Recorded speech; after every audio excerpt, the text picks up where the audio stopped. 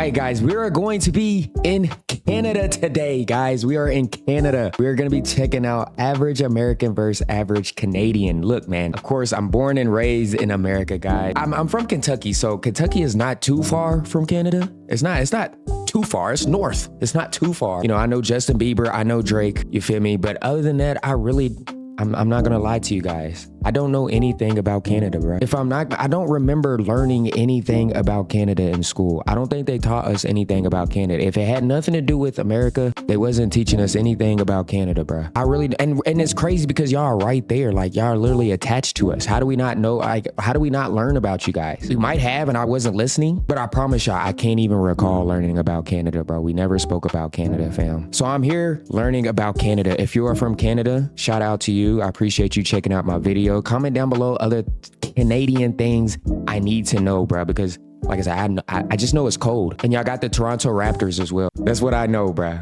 That's what I know. Look, man, we about to check this out, guys. Look, man, I know I'm an American. I'm being an American right now. Look, I'm learning. That's the whole point of this video, is I'm learning about Canada, guys. So after this video, I'm hoping to take something from this video about Canada that I did not know before, because right now I'm telling you guys, I know nothing. I know nothing, man. But let's get right into this, man. Link to this vid will be in the description. International boundary is the official name for the longest international border in the world between two countries, specifically Canada and the United States, the second and fourth largest countries by area, respectively.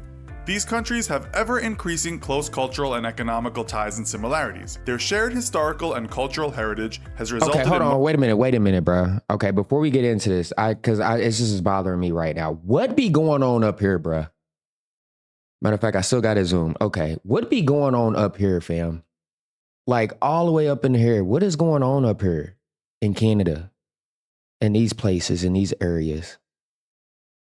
Respectively.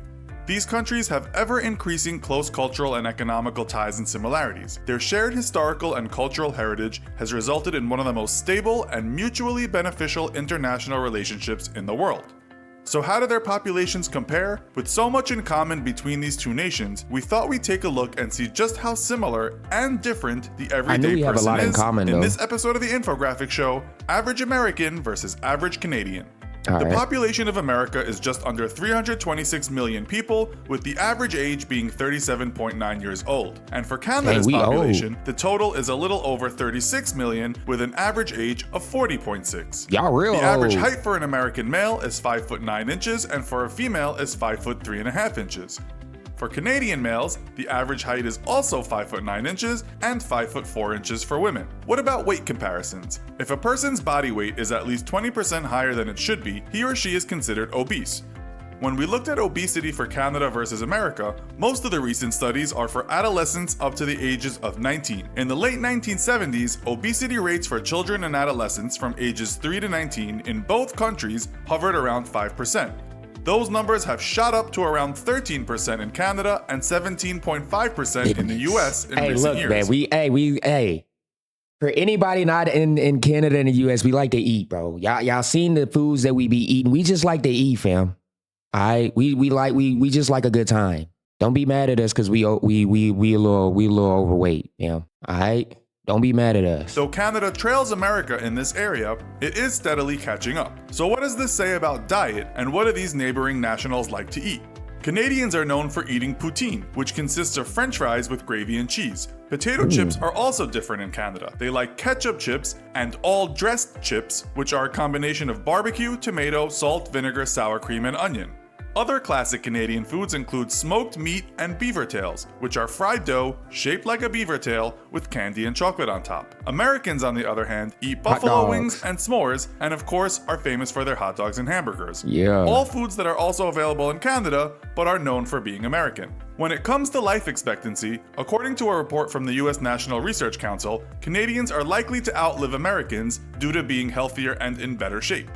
Health is determined by hundreds of things, and some of those are obviously more favorable in Canada than they are in the US, says report co-author Samuel Preston. Also, I just feel like I don't feel like there's nothing, like there's no crime in Canada, bro. I feel like y'all just be chilling, fam. I don't hear nothing like crazy going on in Canada. No wild stuff going on. No, y'all just be chilling up there, bro. Of course y'all live longer because y'all just vibing, fam. Professor of demographics at the University of Pennsylvania. Canadians born in 2007 can expect to live up to 82.3 years for women and 79.3 for men, compared to 80.8 and 75.6 for people born in the US. So if Canadians are living longer, surely the healthcare systems of the two countries must differ. Let's take a look. According to Wikipedia, the United States spends much more money on healthcare than Canada on both a per 80 capita. just seems like the age, huh? R.I.P. Dolly Parton, but 80 just seems like the age, bro. A lot of people have been passing away at 80 years old. It just seems like that's the age, bro. That's the age right now. Surely the healthcare systems of the two countries must differ. Let's take a look. According to Wikipedia, the United States spends much more money on healthcare than Canada on both a per capita basis and as a percentage of GDP. In 2006, per capita spending for healthcare in Canada was $3,678, whereas in the US, it was $6,714. In that same year, the US spent 15.3% of its GDP on healthcare, while Canada only spent 10%. And 70% of healthcare spending in Canada was financed by the government versus 46% in the United States. In terms of access to healthcare, How much percent by Canada? Hold on, go back. is 46% in the United States. 70% of healthcare spending, 70. 10%. And 70% of healthcare spending in Canada was financed by the government versus 46% in the United States.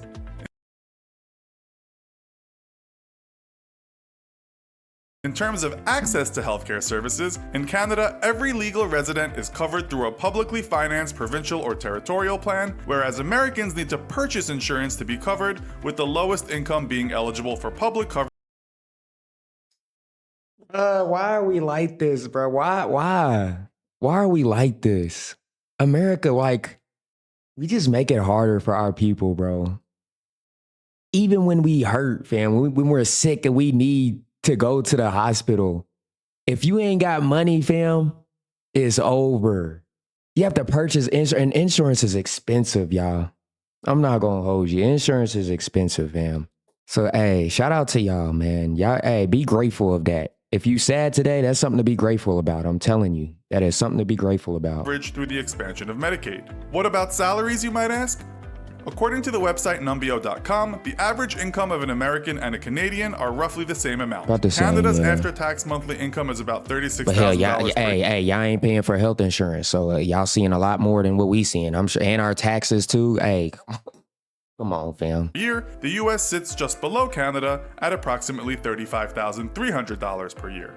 So we've looked at height, weight, health, hockey, and earnings, yeah, but what about Canada the culture and lifestyle of these two nations, and how do they compare in these areas? I know a little bit about when it comes hockey to sports, Canadians love hockey. They play Maple hockey, Leafs. watch hockey, and have hockey on their currency, but surprisingly, basketball has overtaken hockey in Canada as the most popular sport. Americans... Hey, I'm not gonna lie, y'all producing them players, boy. Shai Gilgeous-Alexander, I forgot he's from Canada. He's from, and y'all got more. I can't think of off my head right now, but Shai Gilgeous is it popped in my head. Is Steve Nash? Steve Nash was one. Hold on. They pop in my head now. The dude, he played for the Raptors now. He went to Duke. What's his name? Dang, bro. Yeah, y'all got some players, bro. Y'all got some players. Love football and basketball, and both nations enjoy and compete at baseball.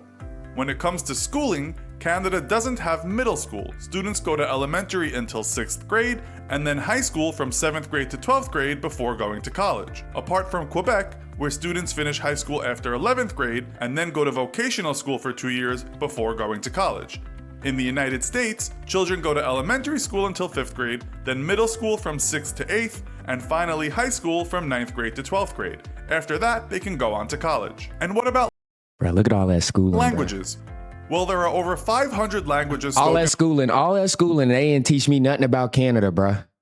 All that school, all them history classes, geography classes, they ain't teach me nothing about Canada. By the US population, but only one official language, which is English, specifically American English. Canada has 2 official languages, English and French, and many Canadians believe that the relationship between these 2 languages is a defining aspect of the Canadian culture.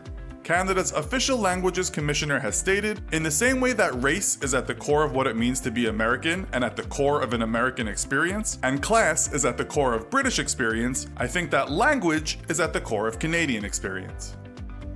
And if you're jealous of people who can speak Wait multiple though. I wonder what's the percentage of people in Canada that speak French? Because I'm just assuming that most people speak English, bruh. But what's the percentage of y'all that speak French? This little ad he got on here is long. people who are .com. So, can you think of other interesting comparisons between Americans and Canadians that are worth sharing? Let us know in the comments. Also, I do feel like I always thought that we were more similar than different. I think a lot of the difference is healthcare. Healthcare is crazy, bruh. Plus, I feel like most of Canada is like cold, isn't it? Like y'all don't really have a Miami where it's super, super hot and beaches like that. I don't think y'all really have those spots because y'all far north. So most of y'all outside is cold, you know? Bears and all that stuff. That's why y'all cold at hockey. But y'all do got some hoopers now though. Y'all do got some hoopers. But look, link to this vid will be in the description, guys. Did I learn anything about Canada in this video? I'm trying to think. Did I learn? Oh, the schooling. The schooling is different. The healthcare. I always knew about the healthcare, but I didn't know the numbers. But it's crazy to think about. The government pays 70% compared to 40%. Plus, we need to have health insurance to even get to that, bro. Yeah. So I did learn a little bit about Canada, but I will be checking out more about Canada, man. If there's any vids you guys think I should check out, leave them in the comment section below. But hope you guys enjoyed this one. Stay tuned next. So yeah, peace.